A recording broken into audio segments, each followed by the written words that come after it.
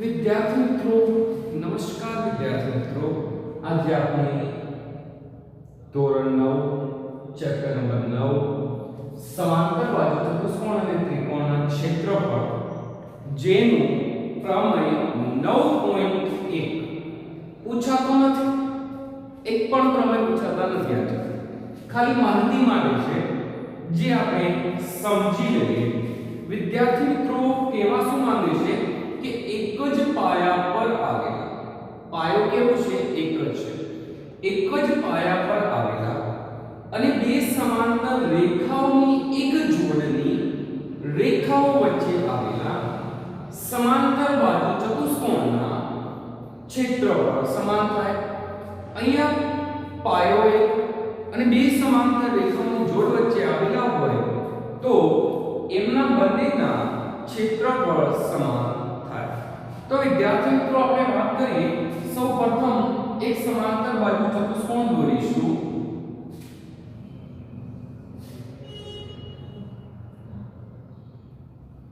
આ એક સમાંતર બાજુ ચતુષ્કોણ છે જેનું નામ માનો કે આપી દઈએ A B C D।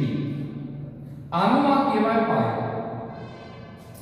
एक ज पाया पर आवेला आना ऊपर ज આપણે બે દોરવા છે, બે સમાંતર રેખાઓની એક જોડની રેખા। હવે આપણે શું દોરવું? એક જ બંને સમાંતર રેખાઓ હોય એવા સમાંતર બાજુ ચતુષ્કોણ। એક આપણે આ સાઈડ દોરીએ।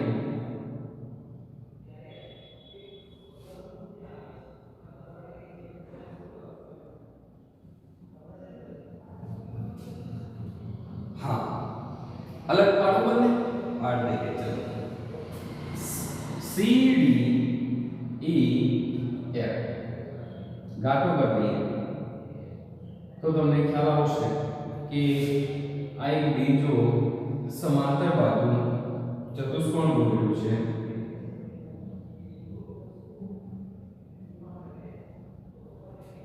રાઈટ, એક જ પાયો કયો? CD અને બે સમાંતર રેખાઓની એક જોડની વચ્ચે બે સમાંતર રેખાઓ કઈ? CD EB આખી આ સમાંતર રેખાઓની વચ્ચે આવેલા બે સમાંતર બાજુ ચતુષ્કોણના ક્ષેત્રફળ કેવા થશે? સમાન। તો આપણે કહીશું કે અહીં ચતુષ્કોણ ABCD અને ચતુષ્કોણ CDEF એક જ પાયા CD पर आवेला છે અને કઈ બે રેખાઓ વચ્ચે છે? તો કહી શકાય BE સમાંતર CD રેખાઓ વચ્ચે છે। તેઓ બે સમાંતર રેખાઓ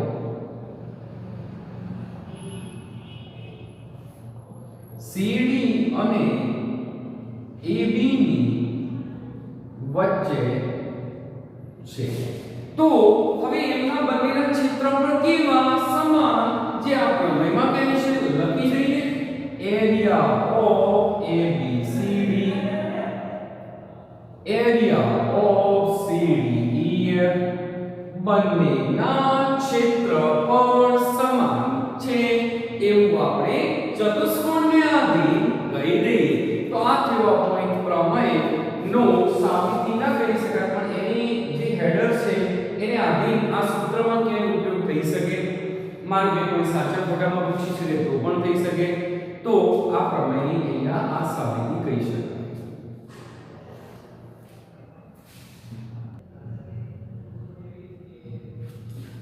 હવે બીજું એક વધારાનું ક્ષેત્રફળ આપણે એક વાત થઈ ક્ષેત્રફળની। તો મારો એક પ્રશ્ન થયો, માનો કે આપણે એક લઈ લઈએ ABCD, થોડું ગાઢો કરવો ABCD ને, માનો કે નહીં કરવો ગાઢો એટલે તમને ખ્યાલ આવી જશે। ABCD મારે ABCD નું ક્ષેત્રફળ મેળવવું હોય તો કેવી રીતે મેળવી શકું? એના માટેનું હું સૂત્ર સમજાવી દઉં કે માનો કે દાખલાના અંદર જરૂર પડે તો આપણે સૂત્ર લખી શકીએ। તો ABCD માં એક લંબ દોરું છું જેનું નામ વેધ કહેવાય, એનું નામ AL છે। અહીંયા એક વેધ દોર્યો AL જે કયા પાયા પર છે? CD પર છે। હવે મારે એવું કહેવું છે કે ચતુષ્કોણ ABCD નું ક્ષેત્રફળ ક્ષેત્રફળ મેળવો. તો એરિયા ઓફ એબીસી, આનું મારે ક્ષેત્રફળ મેળવવું છે તો એનું સૂત્ર શું? તો મેં તમને કહી દઉં, પાયો ગુણ્યા વેધ. કહી શકાય? કહી શકીએ. ચલો, તો પાયો કયો કહી શકાય? પાયો છે CD, એના ઉપરનો વેધ કયો? AL. તો આપણે લખી શકાય CD ગુણ્યા AL. આ સૂત્ર ક્યારે વાપરવું? કે જ્યારે પાયો અને વેધ પરથી સમાંતર બાજુ ચતુષ્કોણનું ક્ષેત્રફળ મેળવવું હોય ત્યારે. તો વિદ્યાર્થી મિત્રો, તમને સારી રીતે ખ્યાલ આવી ગયો કે માનો કે આ વેધ અને આ પાયો મેળવવું છે. સૂત્ર શું? L ગુણ્યા C, જે આપણો જવાબ બની શકે. વાહ, સરસ, બહુ સરસ. આપણો આ સૂત્ર છે, સૂત્રને આધીન હવે આપણે દાખલો એકાદ ગણીએ તો તમને ખ્યાલ આવી શકશે. અને આ આપણું નિયમ પૂરું કરી દાખલા પર જઈએ.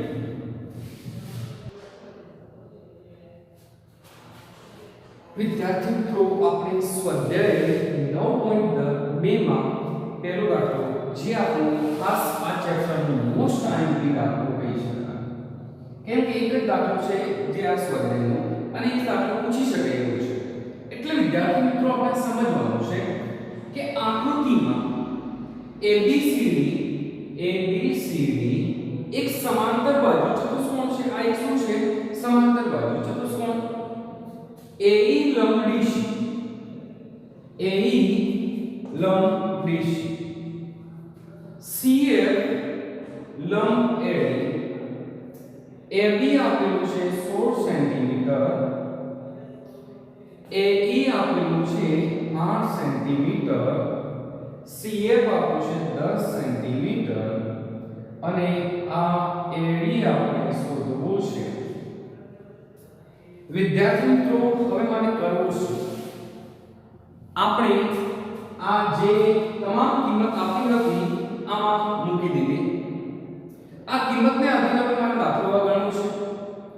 આમ જોવા જઈએ તો એક સમાંતર બાજુ ચતુષ્કોણમાં આ પાયો, આના ઉપરનો વેધનું માપ આવ્યો, પાયાનું નથી આપ્યું. બીજો વેધ CF, વેધનું માપ આપ્યું અને પાયાનું નથી આપ્યું. બંને એક સાથે તો ના મેળવી શકાય. પરંતુ એક પ્રશ્ન છે કે આ સામેષ્કોણ આપ્યું છે અને સમાંતર બાજુ ચતુષ્કોણમાં સામસામેની બાજુ કેવી? સમાન. તો આ 16, તો આ પણ કેટલું થશે? 16. રાઈટ? તો આપણે લખી દઈએ કે સમાંતર બાજુ ચતુષ્કોણમાં, સમાંતર બાજુ ચતુષ્કોણમાં સામસામેની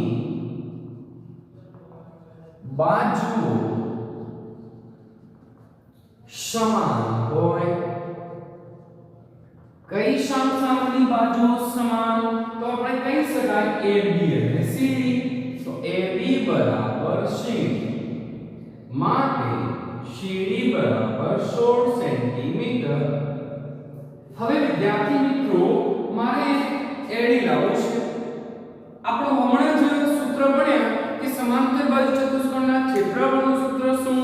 કે પાયો ગુણ્યા વેધ, પાયો ગુણ્યા વેધ. ઓહો સાહેબ, અહીંયા તો બે વેધ છે, કેવી રીતે લાવવું? બે વેધ હોય તો શું થયું? આપણે તો જવાબ લાવવો છે, લાવી દઈએ. ચલો, તો એક કામ કરી, પહેલા એકનું લાવીએ, પછી બેનું, ને પછી સરખાવી દઈએ. તો સૌ પ્રથમ વિદ્યાર્થી મિત્રો, એરિયા ઓફ ABCD નું ક્ષેત્રફળ લાવી દઈએ. પાયો ગુણ્યા વેધ, પાયો CD, એના ઉપરનો વેધ AE, CD ગુણ્યા AE. CD કેટલું? 16, AE કેટલું? 8. આને કહીશું વિદ્યાર્થી મિત્રો એરિયા ઓફ ABCD. આને કહીશું સમીકરણ 1. આ પાયો, આના પરનો વેધ, તો પાયો AD, વેધ CF. તો આ પણ લઈએ. આ પણ ચતુષ્કોણ ABCD માં જ છે. તો એરિયા ઓફ ABCD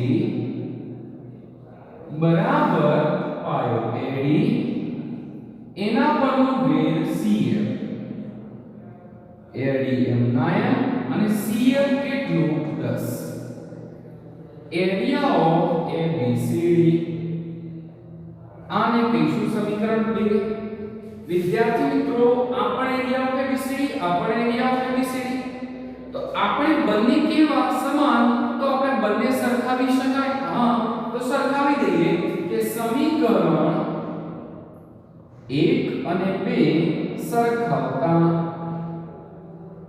તો આપણે લખી દઈએ AD ગુણ્યા 10 AD ગુણ્યા 10 બરાબર 16 ગુણ્યા 8 તો 10 ગુણાકાર પેલી સાઈડ આવશે તો ભાગાકાર વિદ્યાર્થી મિત્રો તમને આટલા સુધી ખ્યાલ આવી ગયો 10 9 16 હવે આપણે વિદ્યાર્થી મિત્રો ગુણાકાર કરી દઈએ તમને ખબર હશે 8 6 48 128 128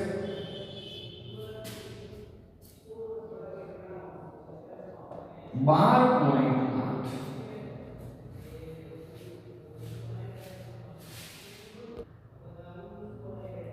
વિદ્યાર્થી મિત્રો આ આપણો દાખલો અહીંયા પૂરો એટલે કે આપણે કહી શકાય કે AD બરાબર 12.8 સેન્ટીમીટર જે આપણો જવાબ કહેવાય અને આવો દાખલો પૂછાય તો તમે હવે સારી રીતે લખી શકશો મોસ્ટ ટાઈમની દાખલો છે પરીક્ષામાં પૂછી શકે આ સાથે આપણો દાખલો પૂરો કર્યો અને હવે આપણે નવા પોઈન્ટ તરફ જઈશું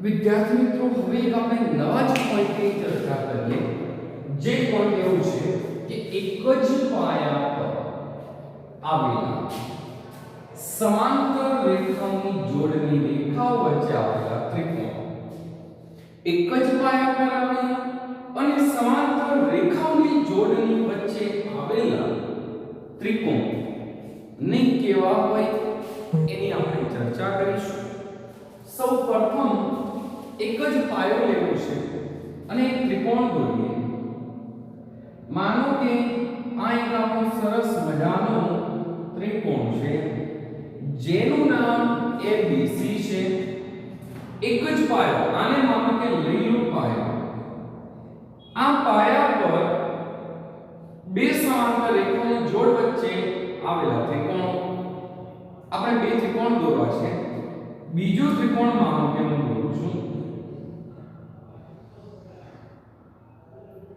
CBC D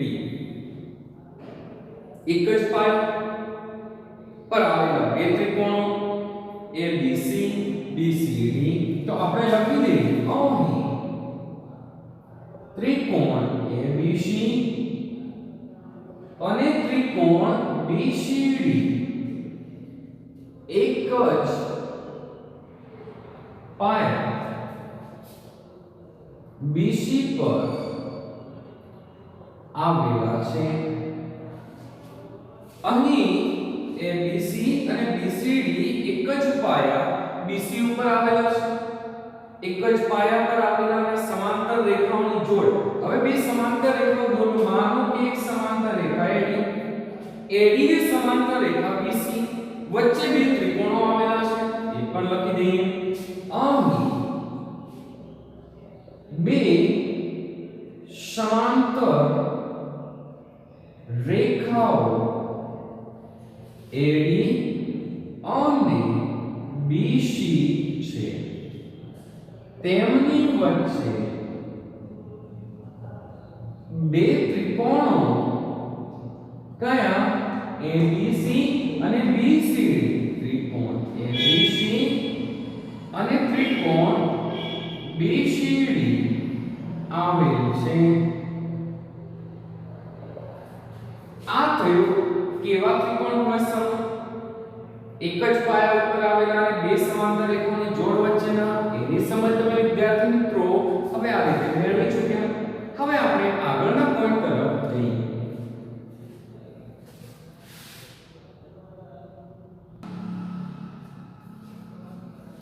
વિદ્યાર્થી મિત્રો હવે આપણે આગળના ક્રમે 9.2 ની વાત કરીશું એક જ પાયા અથવા સમાન પાયા પર આવેલા અને બે સમાંતર રેખાઓની જોડની રેખાઓ વચ્ચે આવેલા બે ત્રિકોણનું ક્ષેત્રફળ સમાન હોય છે. વિદ્યાર્થી મિત્રો, આપણે એક કામ કરીએ, એક સરસ મજાનો ત્રિકોણ બનાવો. થોડો વ્યવસ્થિત ત્રિકોણ જોઈએ જેથી આપણને ખ્યાલ આવી શકે. વિદ્યાર્થી મિત્રો, આ એક ત્રિકોણ લીધો. આ ત્રિકોણનું નામ આપી દઉં છું ABC. આનો પાયો છે BC. આ પાયા ઉપર જ આપણે બીજું ત્રિકોણ દોરીએ BCD.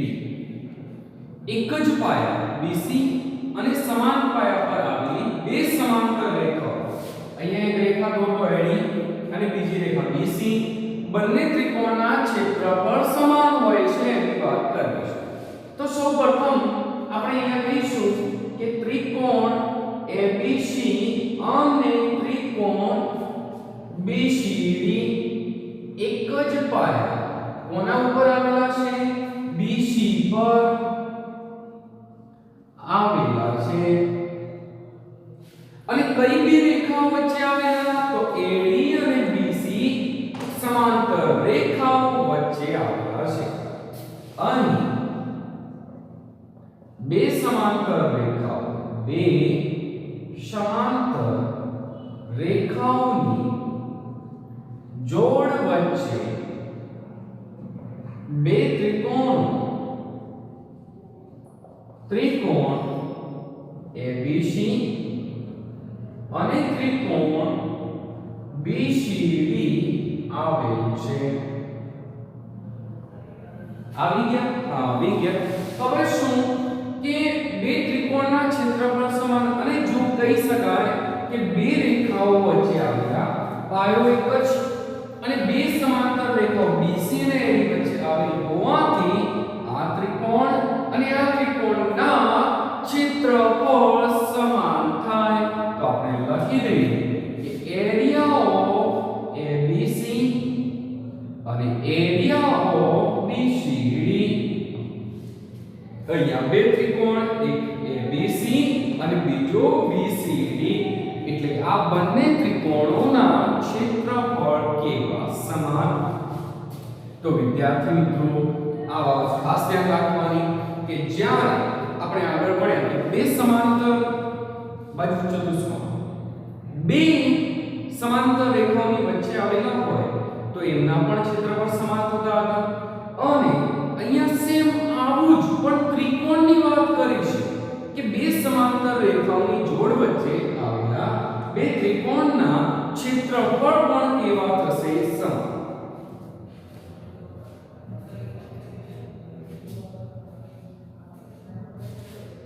વિદ્યાર્થી મિત્રો, હવે આ પ્રમેય આપણે અહીંયા પૂરું કરીએ.